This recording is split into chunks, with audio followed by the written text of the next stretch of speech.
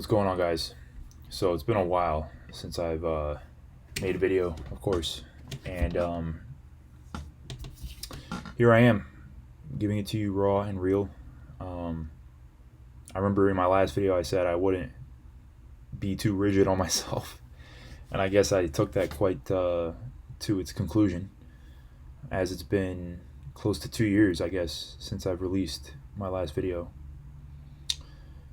I guess I was self-aware enough about the reality of that statement and of what I was experiencing at the time.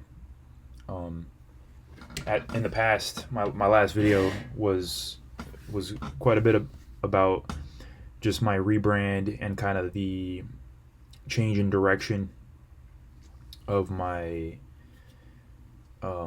upcoming content, and really just kind of a reflection of where I was at, of course, at the time. So much has changed since I've started this channel. I just watched my first video out of kind of a nostalgia, and it said 8 years ago, and I mean that's almost a decade ago. I'm 29 right now, so I was 20 or 21 when I released that, and it's crazy to look at the kind of the differences and some of the similarities. Um, and what I saw was that there was a lot of fight in me at the time, and I don't think that has changed much. I think if anything, it's increased. In terms of tactics, strategy, and experience. I'm sipping on a non-alcoholic ultra. Since then, I've had many successes and many failures. Trial and error, right? Um, I might have mentioned a few times my obsession with Nassim Taleb's work, and that's still there, but it's the obsession sort of matured, you could say, and become more grounded, as I have in general as a man in some ways. Um, what you may or may not have gleaned is that in the beginning of this whole channel, I was really struggling with like binging, porn, food, all kinds of stuff. So I would go through these ups and downs where I was like, quote unquote, high performance, productive, yada yada, and then I would have like these terrible falls. And although that's still a pattern in my life to some extent, to a large extent in some ways, um, there has been a lot of progress for sure. Um, I won't go into too much detail, but I've made major strides when it comes to like uh, previously I spoke about like porn addictions and just bad habits with food and things of that sort, and those things have truly been changed in my life. Again, I'm not going to go into too much detail, but I have really made massive progress on them. But then came other bad habits, particularly when I started making a bit more money. I got involved in starting my own business over time. Again, I haven't really shared that in any of my previous content, but I've become a construction entrepreneur since the last video, after years of apprenticing for someone. And of course, that was inspired by Nassim Taleb and his barbell strategy to a large extent, which, quick sort of reminder of what that is when you split your life into two categories, your professional life. You can take that concept into a lot of areas, but professionally, it's when you have a source of income that's highly stable and reliable, and then on the other side you have kind of you take risks and you do things that you like, maybe more creative projects, more artistic stuff, But what you try to do is avoid the middle, where you sort of take this like moderate risk and you get like a moderate reward for it, or you take a moderate risk and you try to get like a high reward for it. This is kind of where you're like an okay artist, or you're an okay, um, let's say, I don't know, personal trainer, just something that isn't necessarily super easy to market or make money off of, and you put all your eggs in that basket, and then every once in a while you succeed, but very often you don't, and then you stay in this middle ground where you're basically in a state of constant emotional turmoil because you can't seem to get yourself off the ground professionally, right? Financially. So I chose um, construction industry where there's a lot of demand and where it seems pretty stable. So that's sort of my stability barbell, and it's pretty solidified at this point in my life. Um, there's a lot of challenges with that. There's a lot of responsibility and pressure that comes with it, and that has not been easy to manage at all. It's been very difficult, but it's something that I welcome in my life, and it's just part of the game. So I've embraced it. Now, on the other side of that whole equation is the risk taking, the creative stuff. This is a side of me I've been neglecting actually for years. Um, Part of that is one of the reasons, or that is one of the reasons why I haven't been coming out with much content. Um, Besides the fact that, I might have mentioned this in previous videos that, like, just even looking back, I was a young kid during the beginning of a lot of stuff, like a lot of my content. And who am I to really, like, give out advice and stuff? I think I've changed a lot of my opinions on the whole like men's self improvement content out there. There's a lot of fraudulent stuff. There's a lot of charlatans, and I'm not immune to making those kind of mistakes myself. Whether it's just even just intellectual arrogance, really. That's something that I find very unattractive. But I do enjoy making content, and I do enjoy communicating with people and seeing what the feedback is like, and then experimenting with different ways of expressing myself, basically. And I do feel like I have a message. Um, Whether it's that serious is another debate. I'm not that serious anymore in some ways. It's more for fun, expression, creativity, and an outlet. So I am moving back towards the creative side of my life now that I've kind of solidified the income in a much better way. So things are changing. Things are always changing. Things have always been changing.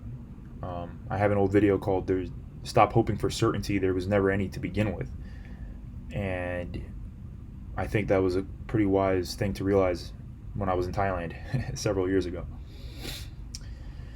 Um, so yeah, that's kind of where I've been at. Um, Alcohol, like mild drugs like kratom and stuff, have been a challenge for me as well.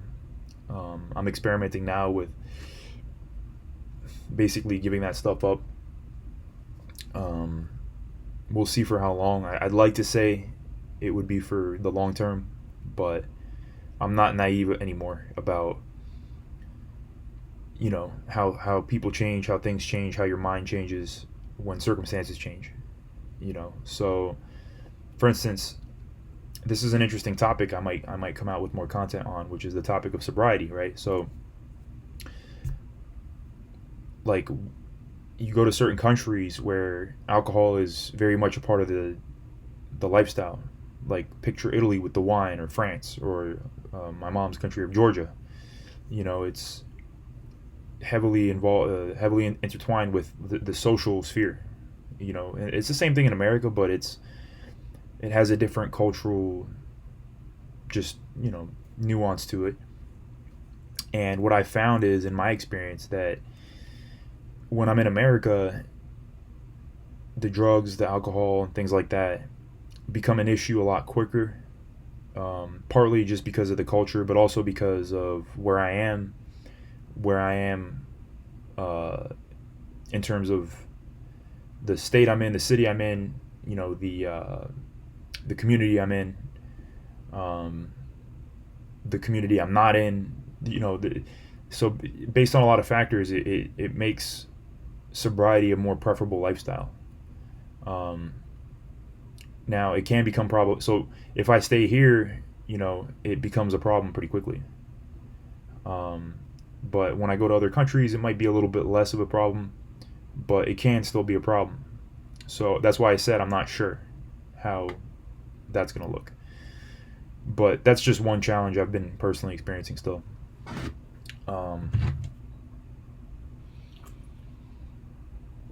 but other than that, I mean, I've still been really trying to maintain my focus on the things that this brand originally was about, which, a lot of it was about working out, about living a healthy lifestyle, about, you know, trying to understand what it means to be a man and being unapologetic about what that means. And, I have this book called Iron John, and he talks about the wild man. And to me, that's a metaphor for like that part of us that is sort of unaccepted by society, that part of us that is primal, that part of us that is difficult to put into words, difficult to put into systems, difficult to control, and that's what makes it so threatening. And like that's what makes society and people want to control that, and that's why there's so many rules and regulations and customs, and and that a lot of that is good, obviously, because otherwise we'd have total anarchy. But when you throw that away, you throw away something really key, for something that our wise ancestors throughout history and throughout the ages were better at dealing with, and they knew how to integrate that into men in a healthy way that allowed them to still maintain that connection to that primal wild man thing in us. So you could say Spartan ownership in a lot of ways was my desire to make sure I didn't lose that, and really make sure I had a strong connection to that. So of course I interviewed a lot of people, whether it was heavily on military, people that had experience dealing with things that, again, society usually tried to hide. Nowadays with all this woke stuff, you don't really. It's hard for men to just express themselves in a more natural way, and so yeah, I gravitated towards those that lived very unconventional lives. So you see a lot of stuff with like pickup artists and all this kind of stuff. I wanted the stuff they didn't tell you in school, the stuff that they couldn't say on TV, the stuff that they couldn't say on Men's Health magazine, the stuff that even when they say that this is what it means to be a man, when it's mainstream, when it's too just handed to you like on your feed, when it's too accepted, I get suspicious. So that's why I gravitated towards these characters. And some of these acquaintances later turned out to be charlatans, or just not really, maybe not as real or authentic or wise as I thought they might have been at the time. But I was a kid, and I didn't have guidance growing up. I didn't have much structure growing up. My father died when I was pretty young, and him and I had a very shaky connection. My grandfathers all died before I got a chance to connect with them. Didn't have any big brothers. Uh, my uncles are there, but they're not really in my life, and and hopefully I can connect with them as time goes on. But let's just say I didn't have much of a connection to men in my life, and my stepfather later came into my life, and I guess that was definitely better than nothing. But there was a lot of problems within all these relationships, and you know things could have been a lot better, in a perfect world, which there isn't one. So I did what I could. That's what Spartan ownership was about. It was about taking ownership, being 100% responsible, not blaming the chaos in this world on why you're not a certain way, but just taking the reins and seizing the opportunities around you, basically. So I'm glad I did that. I think it's going to be it was a great investment in so many ways, and I'm glad that I saw the dark side of that whole movement as well, because it's definitely made my perspective much more nuanced on so many of these topics, whether it's dating and relationships, whether it's working out, whether it's what it means to be a man, lifestyle, whatever it is. So just figured I'd make a little update for you guys. I've really been feeling a lot of pain, partly because of the fact that I haven't been connected to my creative side as of recently. And I'd really like to do more creative things, and I still don't know exactly how that looks, and there's still so much experimentation that has to happen. But there's a good chance that it could look like more content. It could look like maybe more articles. It could look like art. It could look like a lot of different things. So I'm curious how you guys are. If there's any longtime watchers here that are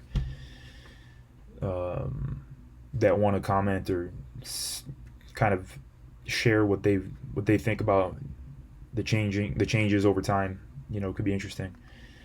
But I just wanted to just thank everybody that is still a subscriber, because it's been a journey. It's been almost a decade since this channel started, and a lot has changed. A lot has changed, and I haven't really given up. I don't think I have at all. And I've been very lucky and fortunate, and worked very hard to get into the position I'm in now. And I'm curious as to how this channel is going to fit in my life, and how this platform is going to fit in my life moving forward. So we'll see. But I hope everyone's doing great, and have an amazing 2025. It's still, it's February 2nd, so first month's already done, but 11 more months to go. So peace out, everyone.